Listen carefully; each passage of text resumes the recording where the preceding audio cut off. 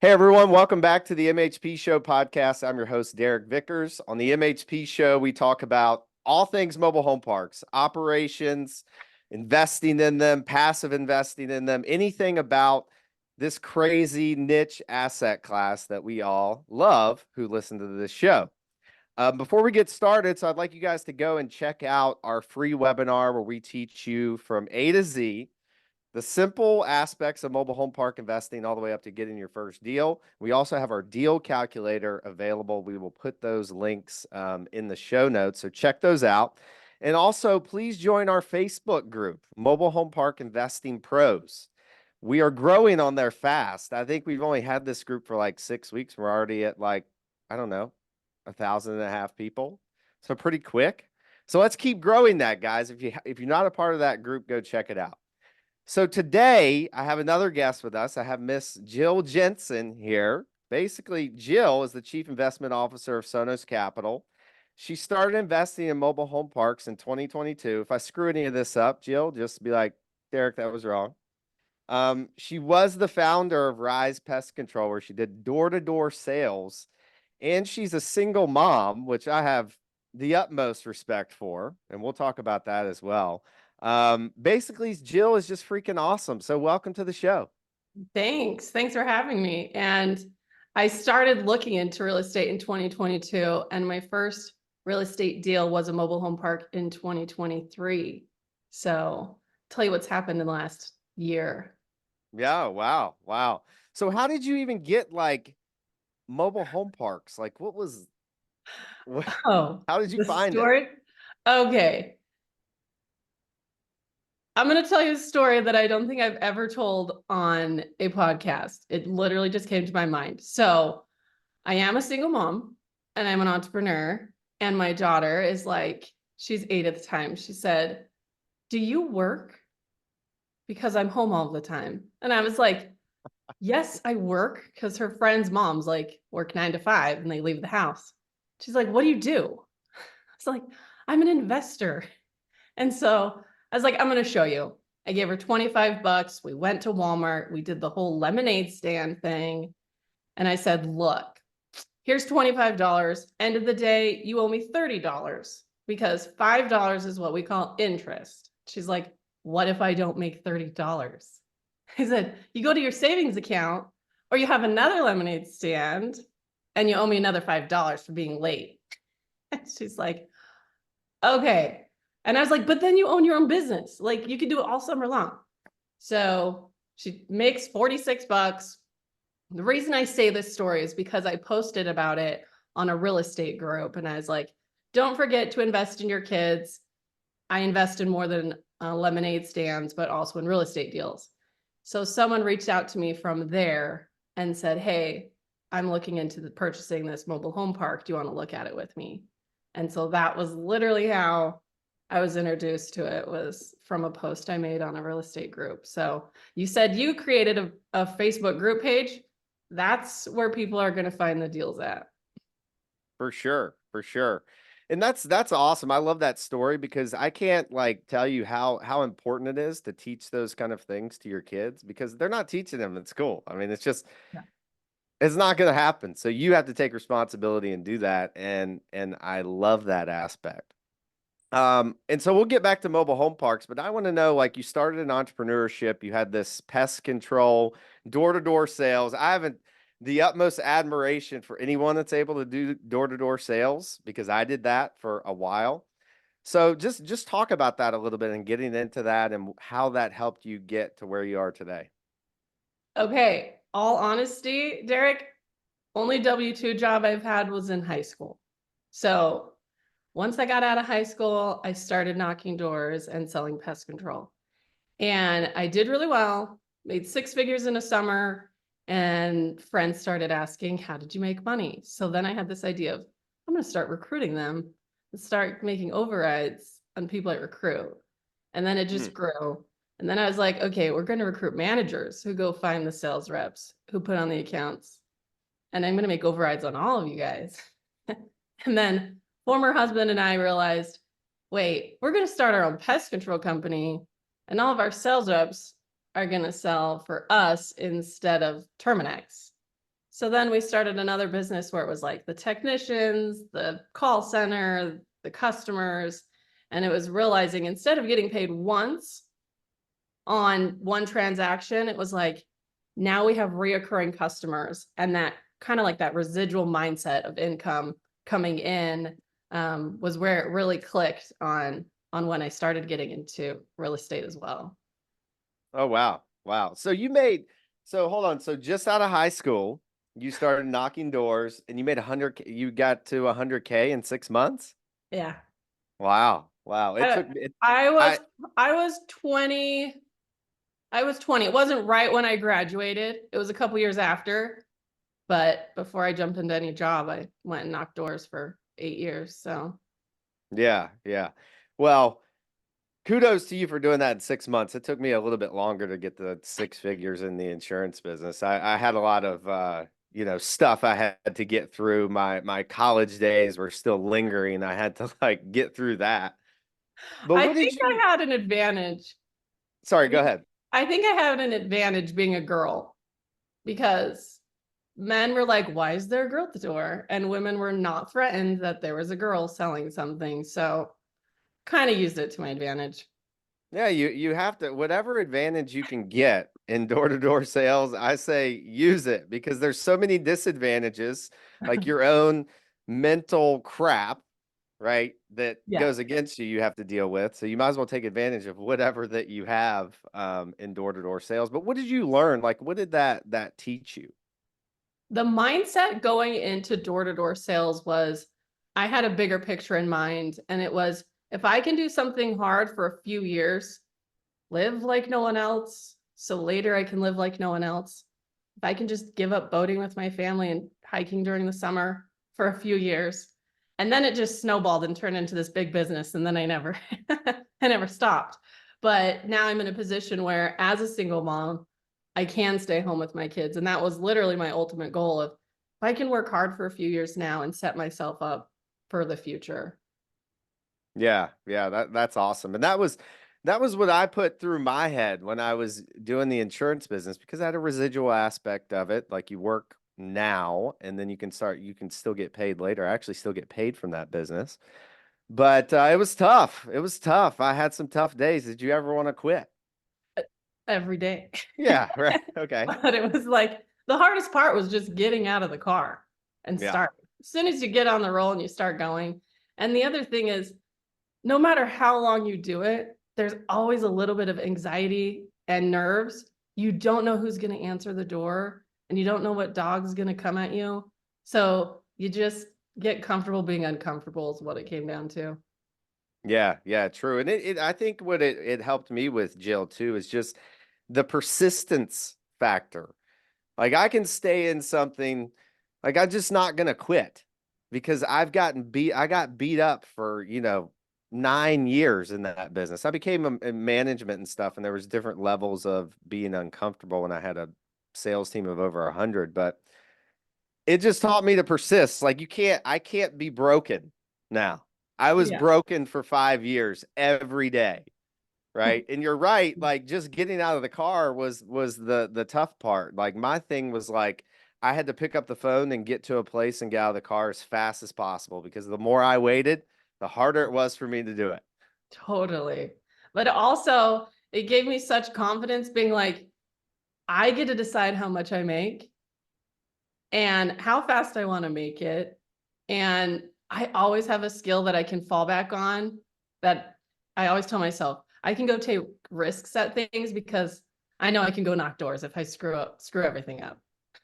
Yeah, yeah, that's true. It's an invaluable skill. You know that you're self-reliant. Like Yeah. you probably feel the same way as I do. You could take everything, drop me off in the middle of nowhere, and I'll figure it out. Yeah. And that's a skill that comes from doing that. So again, I have tons of admiration for people that do that. I love it. So the next thing, so you're a single mom. So again, look, I'm with my kids for an hour and my wife's gone and I'm like, all right, dude, take them. I'm out of it. And so you're an entrepreneur, you're a single mom, you're taking care of kids. Like, what would you say to other single moms out there that are like, hey, how am I going to find the time to do this? How am I going to find the time to go invest and live my dreams? Like, what would you say to some of those excuses, which they are excuses? There's no such thing as balance. It's called prioritizing and what's most important right now. And I was at a mastermind with Dean Graziosi, and he was right in front of me, and he kept asking the question, why? And there was the guy sitting next right in front of me that he was asking. He's like, why are you doing your business? And he asked him 7 times, like really trying to get, and he's like, I want more time. Okay, why? Okay, I want this. Why? And as I sat there, I thought, okay, why do I want to be an entrepreneur? Like, why?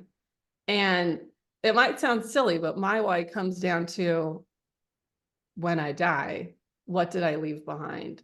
What legacy did I leave? And what did I teach my children? And what generations after me, what will they get from the life that I lived? Mm. And so it's like, I want to create generational wealth, but not just handing over money, but like skills and assets and things like that. And so knowing my why, it's just reverse engineering it now. Yeah. And knowing also, being a single mom, my kids are most important. So there are times that I have to shut the computer and turn the phone off and be present with my kids. My kids also see that when mom's working, it's for something more than just getting a job done. Yeah. Yeah. And that's awesome. And I love that what you said, there's no such thing as balance, because I'm a full believer in that. I think when people say, well, I can't do that, I need to have life balance. Well, I'm like, that you're just making excuses. You're just making excuses, because nothing in my life gets sacrificed. Like, I still spend time with the kids. I still build multiple businesses. I still spend time with my wife. Like, I still work on myself, my spiritual condition. I still do that. You're right. It's just prioritizing that time. So talk about that a little bit. And how did you develop that mindset instead of, it just drives me nuts when people say, oh, well, I got to have life balance. I can't work like you, Derek. I'm like, what are you talking about? I think it comes back down to that question, why? And there are people that are in their 9 to 5s and they're like, oh, I hear almost every day, I just want to get out of my 9 to 5. And I'm like, do you really? Because do you know what it really takes? Because guess what? When you're an entrepreneur and you run a business, it doesn't go away. You can't No. just leave. So figure out why you want to do certain things. And as a single mom, or to other single moms or single parents, leveraging the time that they are with their dad. So I travel a lot for work on the 2 weekends that they're with their dad. And when they are sleeping, I get in time to work. And don't worry, my girls got Chromebooks for Christmas. So all 3 of us will be sitting at the desk together, and they'll be working on the apps that I got from their teachers on, guess what? Your computer's going to teach how to type and read, because I got to get something done. So not being afraid to not feel like you have to do it all. I have other people in my community or my neighborhood, my parents, that I leverage other people for their help too, because everyone wants to support the single mom, right? For sure. For sure. Because I mean, I know it's a job for sure. And I just learned this firsthand when my wife's like, here you go. I'm going to do things. And I'm like, oh, okay. How long gonna be gone again? How long? Because my kids are 3 and 1. So they're, the 3-year-old's just all over the place. That's my So favorite age. So just love 3 to 5. It's like the best time. Just saying. okay. I'll enjoy. I am enjoying it. Like, there's nothing better. Despite all the interruptions, despite, last week I was doing the podcast and Lily's banging on the door, Papa, Papa, Papa. I'm like, whatever, just keep it in the show. I tell my editors, just keep it in the show. Um, and then I'm sitting outside the other day. I think I was writing my goals or something. And she comes out and she's like, hey, Papa, can I come sit with you? And I'm like, all right, there's nothing better than that. Like, despite all the other stuff, there's nothing better than that. It's true. I had my daughter, I'm on a podcast about once a week, and I was sitting at my computer, and this was right after a show, and she gets on my lap, and I was like, here, do you want to be on the show? And pretending like we were doing a show together, and she's like, and I said, we made up a name. I'm like, welcome to the Jillionaire show. And she's like, and the alligator. And I was like, what are we going to sell today? She's like, well, we've already sold lemonade and ice cream. Let's sell houses. And that didn't come from me. I was just like, kids catch on to what you're doing. And they hear, like, she's only 5. And for her to be like, I want to sell houses. Like, you're speaking my language. Yeah. Yeah. And look, this is, I'll get to another question, but this is the thing that me and my wife have lived by. Even when they were first born, that they understand everything that we say around them. And so we're like, okay, like we need to watch what we say and make sure we're talking about productive things and positive things, because we assume that they understand everything that we're talking about, because in my opinion, I believe that they do. Yeah. Well, cool. I love that. So getting into, Sonos Capital. So do you guys mainly do mobile home park investments? Yes, we do mainly mobile home park. And I'll tell you about my first mobile home park, because that led me into working with Sonos Capital. And I skipped over single family. Well, we're going to rewind. When I got bought out of my pest control company, I found myself as a single mom, and I was financially stable. And I was like, look, I need my money to make me money. I have enough money that it can just work for me. Do I know how to do that? No. So I asked myself the question, how do rich people get richer? They all have one thing in common, and they all own real estate.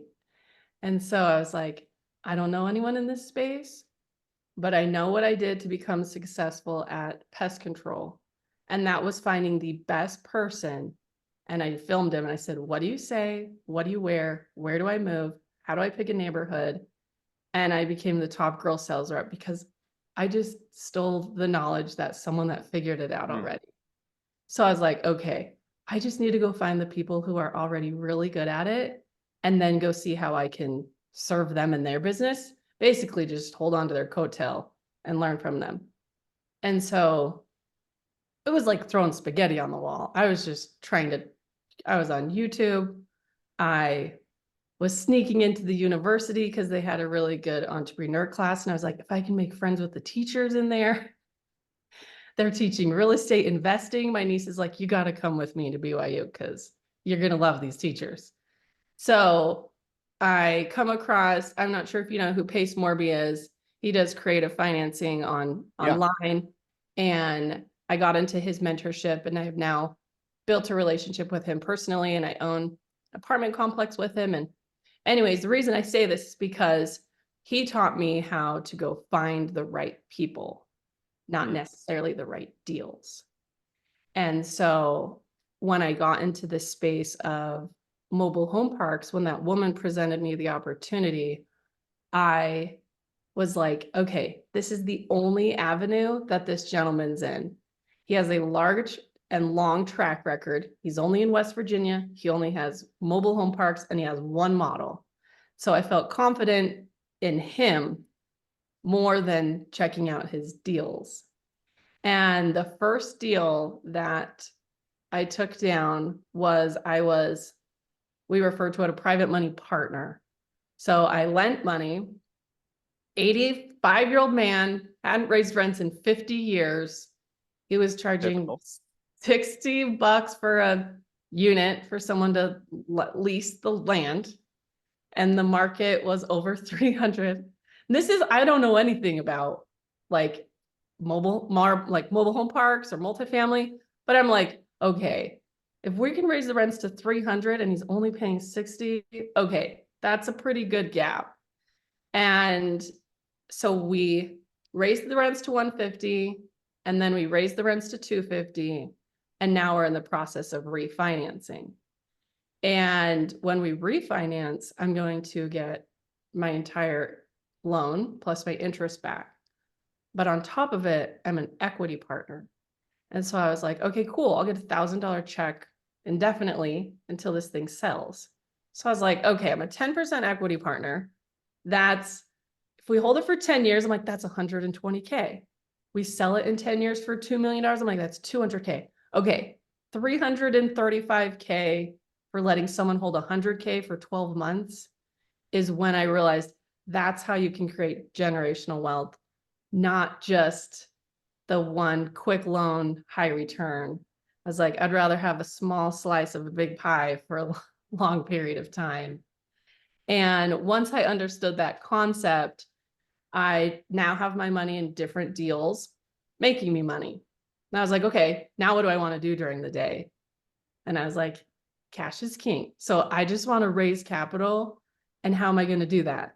Once again, I just got to go find the people that already have the systems, already have the deals, and I can just do what I'm really good at during the day. And that's, I don't like to use the word sales. I'm a communicator, because if there's a good deal and I can communicate well enough to the people that have the money, then I've done my job and they can decide for themselves. So at Sonos Capital, they had exactly what I was looking for with the deals, the systems, and the team. And that's how I was able to come on. And their main focus is very specific with mobile home parks and the type of parks that we buy. Wow. Wow. That's awesome. Yeah. I mean, look, it's funny you say that you figured out how wealth was created and how wealthy people created wealth. Like I did the same thing. I thought that, and I've said this on here before, I thought that a guy that was worth $200 million basically got a W-2 at the end of the year for $200 million. Seriously. Before I learned this, it was like 2014, 2015. And then I started watching Grant Cardone's real estate show he did every Monday. He did that. He used to do it every Monday. And I was like, oh shit, like this is actually how like wealth is created. And so then I started looking at deals in real estate. But how did you find that out? How do I find out the Well, generation? no, just the like wealth. You mentioned something about the wealthy having, Real estate. The yeah, same thing. It's like, look at Grant Cardone. When you start, I don't know, the stuff that pops up on my social media is all entrepreneur stuff. And you yeah, follow the successful people. And in all of their podcasts or shows, they all talk about where they're investing. And I'm like, where are they investing it? And they're all real estate. So being yeah, observant. right, right.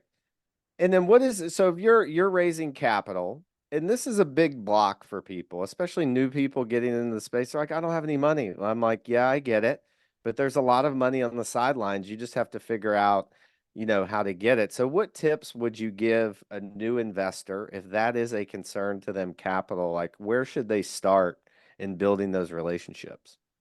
That's a really good question. And this is why I love what I do, because I'm like, that's my favorite part, is raising the capital. First of all, you're solving someone's problem. I was the person that had a lot of zeros in multiple bank accounts. And I was like, how do I have this money make me money? I need to just find the people that already know how. There are people that have retirement accounts and self-directed, whole life policies with their cash value accounts, CDs, savings, they get inheritance, they got money in their houses. We're doing a disservice by not sharing opportunities with them where they can be making more money than where their money's already sitting. And the second thing is the book by Dan Sullivan, Who Not How. It's finding the who's. And let's say they're like, I have people all the time, they're like, yeah, but I've never done a deal. How is someone going to trust me with their money? Go find someone that's already successful at it and be on their team and leverage their credibility. Where it's like, hey, guess what? You have to put in your time with someone else and bring value to them. It's like, hey, look at their track record. Look what they're doing. You'll be investing with us or with them, solving a problem for someone who has money and helping someone who has the deals.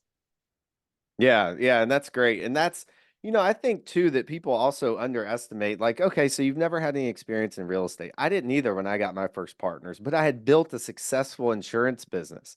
I was managing 120 salespeople. I had a track record of building something well. And so I always tell people, like, don't underestimate the skills that you have developed and what you have done, because a successful person, me personally, like, and maybe you too, Jill, is that if you see someone that's hungry, I like that. and someone that's like wants to go do it, like I would be inclined if they have shown success before to work and trust that person. But you're right, generally finding a team with people who have done it before is definitely key. 100%. I think you said it well. It's getting the right people on the bus and then figuring out where everybody sits. It's like, okay, you have the skills, you're a hard worker, you have, the contacts. We'll figure out exactly. And that's like a phase I'm in right now with two people that I talk to people every day and I ask two questions. If I'm going to give anyone advice, I say, ask everyone, what do you need in your business and what do you have to offer? And guess what? If I don't have something that can help you, I guarantee you I've talked to someone that does. And so I've come in contact with people and I'm like, ooh, you and you, they don't know it. They're going to be on my team, even though they don't know mobile home parks yet, because of what they've been working on and done in the past. So I ask that all the time. They're like, I'm new to real estate. I'm like, well, how old are you? Like 40. I'm like, what have you been doing the last 40 years of your life? Because I guarantee you, whatever you've been doing, we can leverage somehow. Yeah, yeah, for sure, for sure. And so I got to ask you this, and so it's kind of similar to the other question, but like let's just say you found a deal, Jill found a deal, it's a smoking deal. Let's say you have no relationships that you have now to get the capital for it. You have, 10 grand in your bank account. That's it. And you got to close this deal in 60 days. So what would you do? What would be your first step to go get the I money? would get on Facebook groups that are people that are already in investing, real estate investing groups, and just start connecting. You don't have enough friends. You need to make more friends.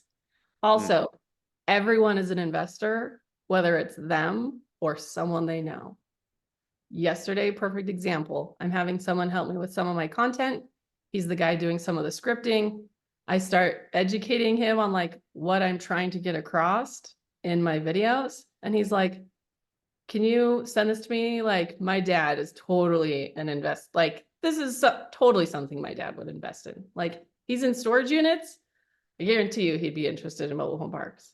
So whoever you're working with, whether, guess what, in insurance, maybe the grandma you sold insurance to, she has a rich son or grandson. Like you never know who the investor can come from. Yeah, for sure. And I love that advice because if you're in that position that I just mentioned, like you're right, you don't have enough people that you know. You've been stuck in a shell. I'm evaluating for everybody right now. Like because this was me. I was scared to go talk to people. And I've been scared to go talk to people before, but if you want to get in this business, if you want to close a deal, if you want to raise money for a deal, you gotta get out of your shell.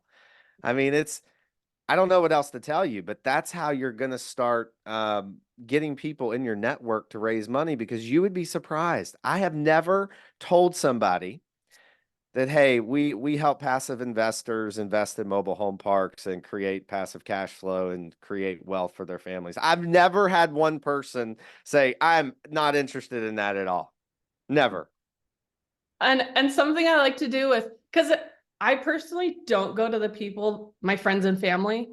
They just recently learned about what I do. Like, I just told my dad finally, and I see him every day. Like, I go way beyond. I'm like, they'll come to me once they see. The people that you're close to, though, something that's helped is being like, do you want me to keep you in the loop? Instead of being like, hey, do you want to invest in this? Because they still look at you as the younger sister or the neighbor, not the educational entrepreneur investor, where it's like, hey, this is what I'm doing. Do you want me to just keep you in the loop with other things? Like, have you ever thought about being in real estate instead of trying to pitch your friends and family in the beginning? That's my Yeah. suggestion. Yeah, that's a good point too, because if you go, yes, and try to pitch your friends and family in the beginning, if I would have done that, they would have been like, whatever. But actually, my parents invested with us in the beginning because they saw where I was going and I had become successful in the insurance business, and they knew me as, Derek, college partier, crazy guy. So they were willing to do that. But you're right, in the strategy that we've used is that, when we're meeting people that want to invest, like we say, hey, we don't have any deals now, but this is what we do. We'd love to put you on our investor list for when opportunities come through. And that, like, I think that takes off all the pressure of like, hey, I got this deal. You want to invest in it now? It's just like, hey, we have opportunities coming. We don't have anything now. We just closed our last fund or whatever we're doing.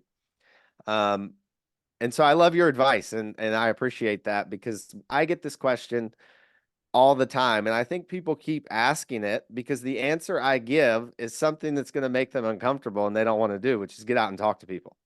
Yeah. I was in this real estate group and there was this night, we call it nightly dial. And a lot of them are in single family home. And so that we live call sellers and everybody's quiet.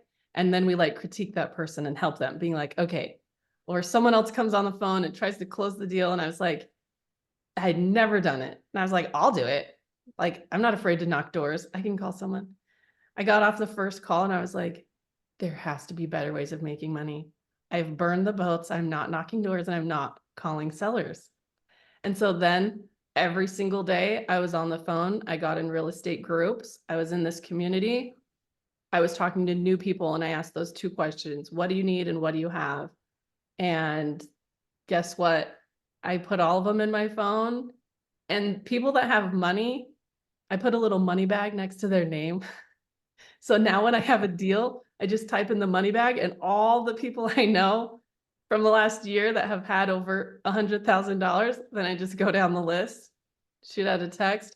And even when you say that to your friends or family, being like, hey, do you want me to keep you on the list? Well, guess what? A week later, you happen to have a deal. Doesn't have to be 6 months and a year later. Like, Yeah. Yeah, for sure. For sure. So I got to ask you this, since you're on the capital front raising capital, have you found that, I know last year the market was, everyone was pretty pessimistic, interest rates were going to go, me, myself, I was like, they're never going to lower interest rates. They're going to go up forever, which still, they haven't lowered them yet. But did you find it more difficult to raise capital from people here recently? Probably less as much here recently, but what's your experience been with that?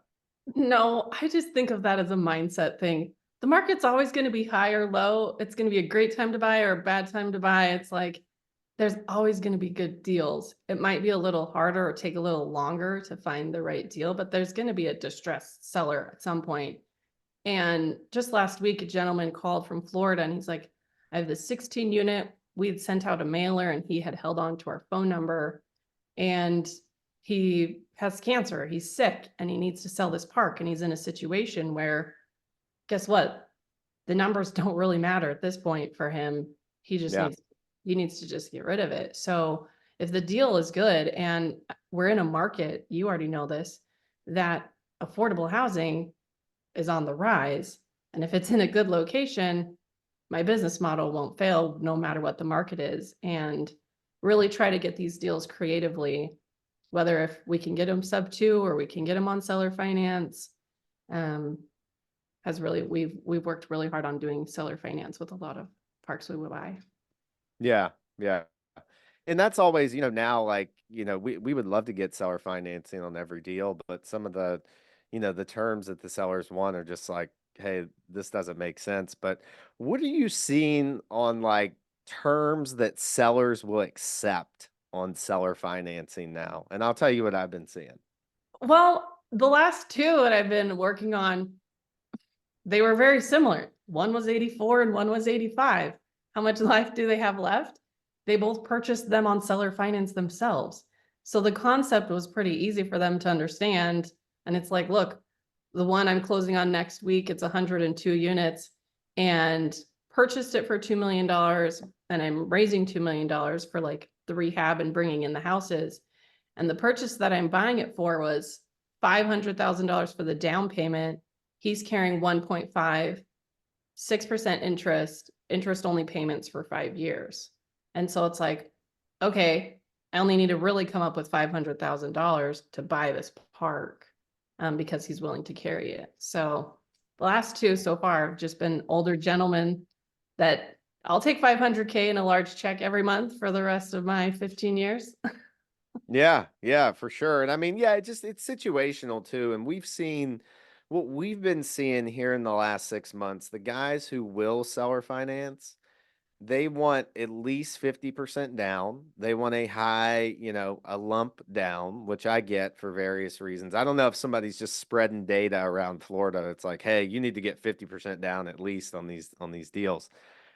Like we were working on a deal and it was like $2.8 million. And this one, this one is $4 million.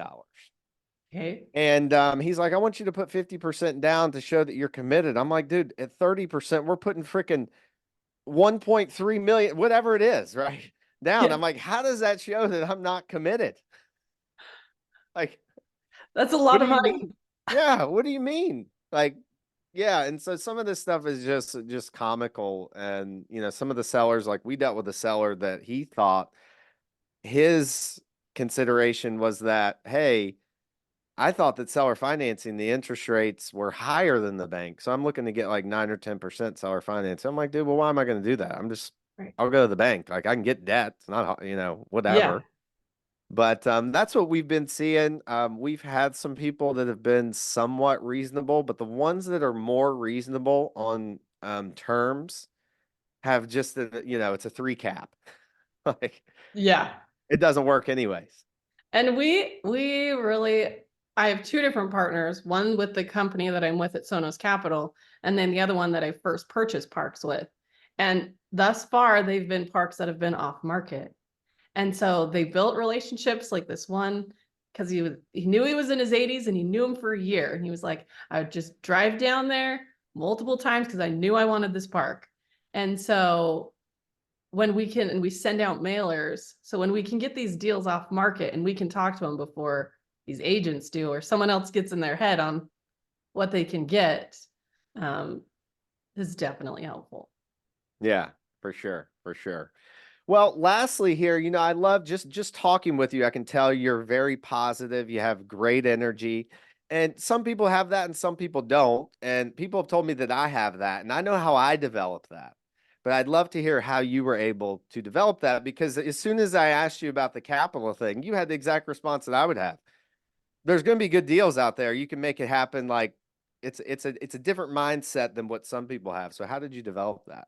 It comes down to, like I said, the communication. If you have confidence in the deal itself, and I solved my own problem. So I had money and it's like, okay, how can I have this making me money? Now I'm going to go serve someone else. As soon as you can get out of your head of you trying to make money or make a deal happen, it's like, okay, who's got the next retirement account and I can show them how to double their money? Or who is just like me, a single mom that got divorced and got money out of the divorce? And how can she leverage that to her advantage? So stop focusing so much on yourself and what you're getting out of it, and just go start serving someone who you know can truly benefit. Because in the end, I'm solving a rich person's problem by helping them make more money. They're not really buying anything from me. I'm just communicating to show them how they're making money. So it really is just your own mind game. For sure, for sure. And what would you say here? Because you brought it up in the last thing you said, like people that have, money in retirement accounts. I heard the number the other day. It's like trillions of dollars that people have in retirement accounts. I have zero money in a 401k or anything, like zero. And I don't plan to put any in that. So what do you say to people that, that they think their 401k is going to be their savior, and like, hey, I don't want to move it, like That's exactly what you tell them. It will be if you put it into a deal. yeah. Half of my investors on this last deal used a self-directed account. Mm. Like, it's such an untapped market for raising capital that if you're nervous, I'm like, go learn that one area. I think it's, if someone's having a hard time, almost pick an avatar or an area of the type of person you're gonna market to your deals. Where I learned from a gentleman, he was a former dentist, and he's like, now I'm full-time real estate, but guess who I raise capital from? Dentists. I understand them. I understand their market, their language. I was in their same situation. So it's like, okay, maybe you're in insurance like you. Go find the people that have life insurance policies with the cash value accounts, or people that have the self-directed. Who is your target market already? and who has money in that area. Yeah, that's great. And thank you for sharing that. So what would you like to leave our listeners with? Give us some Jill wisdom or some gold here before you go. It just comes down to it. If I haven't said it enough already, who, not how. You don't have to figure it all out. Find the people that already have. I purchased my first mobile home park last June. I'm on number 4, and I'll have probably close to 600 units within a year's time frame of purchasing my first park. I didn't figure out how to do it. I still couldn't tell you completely how to underwrite the deal, but I found the people who have. So putting yourself out there and finding people who are where you want to be. That's awesome. Love that. Love that. Who, not how. I love it. Yeah. So where can people find you? You can find me at sonoscapital.com. You can email me directly at jill@sonoscapital.com. And I'll even put my phone number out there because that's how I am with all my investors. It's 385-424-5230. Awesome. Awesome. Well, thank you, Jill. We appreciate you coming on. And thank you everyone for tuning in to this week's episode of the MHP Show.